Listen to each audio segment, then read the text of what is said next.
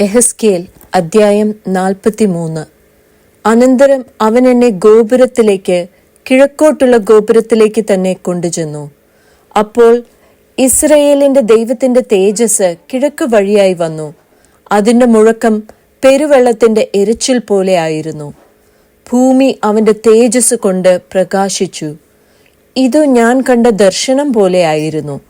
നഗരത്തെ നശിപ്പിപ്പാൻ ഞാൻ വന്നപ്പോൾ കണ്ട ദർശനം പോലെ തന്നെ. ഈ ദർശനങ്ങൾ കേബാർ നദീതീരത്ത് വെച്ച് ഞാൻ കണ്ട ദർശനം പോലെ ആയിരുന്നു. അപ്പോൾ ഞാൻ കവിണ്ണു വീണു. യഹോവയുടെ തേജസ് കിഴക്കോട്ട് ദർശനമുള്ള ഗോപുരത്തിൽ കൂടി ആലയത്തിലേക്ക് പ്രവേശിച്ചു. ആത്മാവ് എന്നെ എടുത്ത് അകത്തെ പ്രാകാരത്തിലേക്ക് കൊണ്ടുചെന്നു. യഹോവയുടെ തേജസ് ആലയത്തെ നിറച്ചിരുന്നു.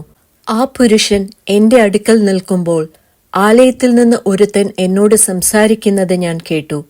അവൻ എന്നോട് അരുളി ചെയ്തത്, മനുഷ്യപുത്ര, ഇത് ഞാൻ എന്നേക്കും ഇസ്രയേൽ മക്കളുടെ മധ്യേ വസിക്കുന്ന എന്റെ സിംഹാസനത്തിന്റെ സ്ഥലവും എന്റെ കാലടികളുടെ സ്ഥലവും ആകുന്നു.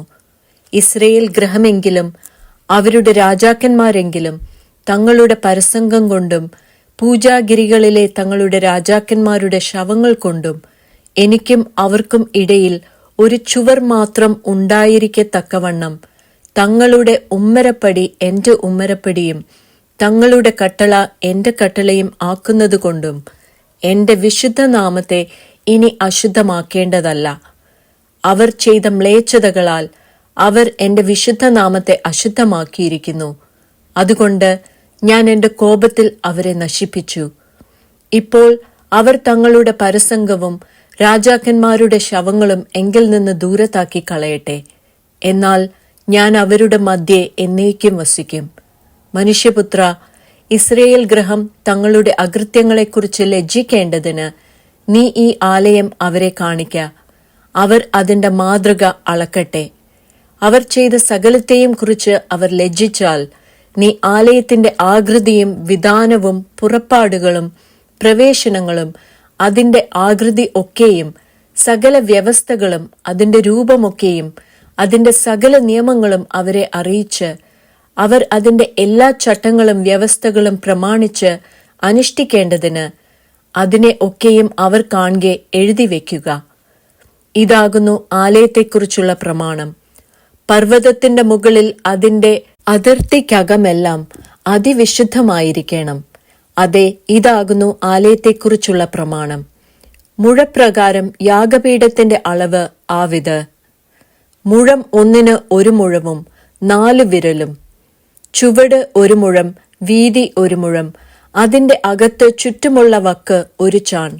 യാഗപീഠത്തിന്റെ ഉയരമാവിത്: നിലത്തെ ചുവട് മുതൽ താഴത്തെ തട്ടുവരെ 2 മുഴവും വീതി 1 മുഴവും, താഴത്തെ തട്ട് മുതൽ വലിയ തട്ടുവരെ 4 മുഴവും വീതി 1 മുഴവും ആയിരിക്കണം.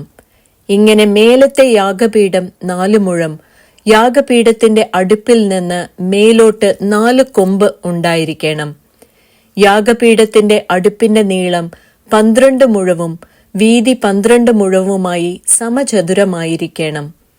അതിന്റെ 4 പുറവുമുള്ള തട്ട് 14 മുഴം നീളവും 14 മുഴം വീതിയും, അതിന്റെ ചുറ്റുമുള്ള വക്ക് 1/2 മുഴവും ചുവട് ചുറ്റും 1 മുഴവും ആയിരിക്കണം.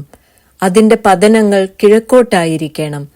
പിന്നെ അവൻ എന്നോട് കൽപ്പിച്ചത്, മനുഷ്യപുത്ര, യഹോവയായ കർത്താവ് ഇപ്രകാരം അരുളി ചെയ്യുന്നു: അവർ യാഗപീഠം ഉണ്ടാക്കുന്ന നാളിൽ അതിന്മേൽ ഹോമയാഗം കഴിക്കേണ്ടതിനും രക്തം തളിക്കേണ്ടതിനും അതിനെക്കുറിച്ചുള്ള ചട്ടങ്ങൾ ആവിത്. എനിക്ക് ശുശ്രൂഷ ചെയ്യേണ്ടതിന് എന്നോട് അടുത്തു വരുന്ന സാദോക്കിന്റെ സന്തതിയിലുള്ള ലേവ്യരായ പുരോഹിതന്മാർക്ക് നീ പാപയാഗമായി ഒരു കാളക്കുട്ടിയെ കൊടുക്കണം എന്ന് യഹോവയായ കർത്താവിന്റെ അരുളപ്പാട്.